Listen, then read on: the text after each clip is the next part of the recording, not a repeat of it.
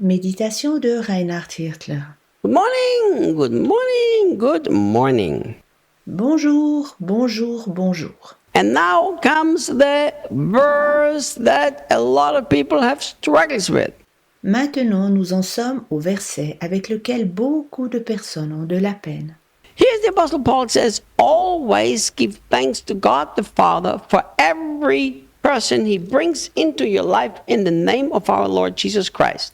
L'apôtre Paul dit ici, soyez continuellement reconnaissants envers Dieu le Père au nom de notre Seigneur Jésus-Christ pour chaque personne qu'il a mise sur votre route. It's very interesting that the Passion says for every person. Il est très intéressant que la traduction de la Passion dise pour chaque personne. The people who translated the Passion, they have a conviction that the Greek actually means for all people. Ceux qui ont fait la traduction de la Passion sont convaincus qu'en grec, cela veut dire pour chaque personne. And that's okay, we want to accept that. C'est donc en ordre, nous l'acceptons ainsi. But in my understanding, in the original Greek, it simply says that we have to give thanks always and just for all.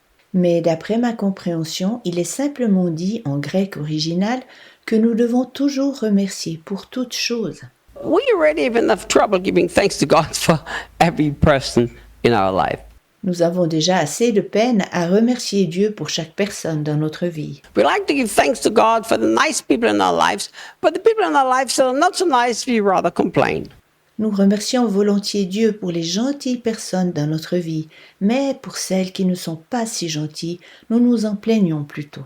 But in my understanding of verse 20, that God really challenges us to live a life of thanksgiving permanently for absolutely every situation and every person. D'après ma compréhension du verset 20, Dieu nous défie véritablement à mener une vie de remerciement, et ceci continuellement en chaque situation et envers chaque personne.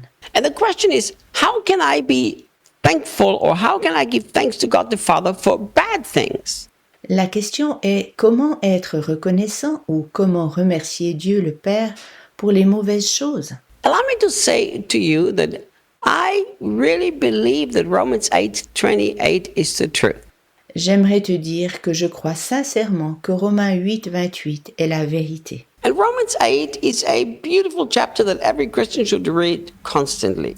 Romains 8 est un merveilleux chapitre que chaque chrétien devrait lire régulièrement. If there is one chapter in the Bible that combines most of the great theology together, it's Romans 8. S'il y a un chapitre dans la Bible qui réunit la plupart des grands théologiens, c'est bien Romains 8. And the Apostle Paul is talking about a very difficult situation, persecution, suffering, really difficult things. L'apôtre Paul parle d'une situation très difficile, persécution, souffrance, véritablement des choses dures. And there the Apostle Paul teaches us that absolutely everything, it doesn't matter how horrible it looks to us, works together for our good. Et malgré tout, l'apôtre Paul nous enseigne qu'absolument tout sert à notre bien, égale comment mauvaise la situation nous semble telle. If we only learn to walk in love, and we already called according to God's purpose. Lorsque nous apprenons à vivre dans l'amour, car d'après la résolution divine, nous sommes déjà appelés à vivre dans l'amour. Now let me ask you a very simple question that I think, with a little common sense, it's easy to answer. J'aimerais te poser une question toute simple qui, d'après ma compréhension, se laisse facilement répondre avec un peu de bon sens humain. If absolutely every situation in your life, no matter how horrible it looks to you, works for your good, Si chaque situation dans ta vie, égale combien mauvaise elle semble être pour toi, contribue à ton bien, would you then not give thanks to God for the things that are working for your good? ne voudrais-tu pas remercier Dieu pour les choses qui contribuent à ton bien? I think so. Je pense que oui. See, I think the reason why a lot of Christians have problems with the idea to give thanks to God always and for everything Je pense que la raison pour laquelle beaucoup de chrétiens ont de la peine à remercier Dieu en tout temps et pour tout vient du fait is because we don't have confidence that Romans 8:28 really works. que nous ne croyons pas véritablement que Romains 8, 28 fonctionne. God has such an incredible way in our lives to use the worst thing to make something best come out of it. Dieu a une façon si merveilleuse d'utiliser dans notre vie les choses les plus mauvaises afin d'en faire quelque chose de bien. I do not believe that Christianity is all about enduring suffering, enduring hardship, enduring pain. Je ne crois pas que dans le christianisme, il s'agit seulement de supporter la souffrance, la détresse et la douleur. There are other religions who teach that. That's not Christianity. Il y a d'autres religions qui l'enseignent, mais ça n'est pas le christianisme. The very center of Christianity is redemption. Le centre du christianisme se trouve, au centre du christianisme se trouve la rédemption. The place that looked the greatest defeat, the cross where our Jesus died, was actually the place of the greatest victory. It redeemed humanity. L'endroit qui semblait être le plus voué à l'échec, la croix, où notre Jésus mourut, était en qualité l'endroit de la plus grosse victoire. Il racheta l'humanité. And that's the whole purpose of Christianity, is to redeem every single situation.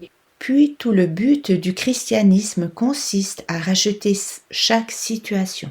If I can have true confidence in my heart that no matter what I go through, God finds a way to make good come out of it, why should I not give thanks? Si dans mon cœur je peux avoir la véritable assurance que, bien égal ce que je traverse, Dieu trouvera un chemin afin qu'il en ressorte quelque chose de bien, pourquoi ne devrais-je pas être reconnaissant? I have found the key to emotional and mental sanity. J'ai découvert la clé de la santé émotionnelle et spirituelle. I believe there is nothing better that keeps you mentally and emotionally well. Je crois qu'il n'y a rien de meilleur que pour rester émotionnellement et spirituellement en santé, That is to live with a permanent, thankful heart. que d'avoir constamment un cœur reconnaissant. A heart that has learned to live in thanksgiving will find the good in every situation, no matter how bad it looks.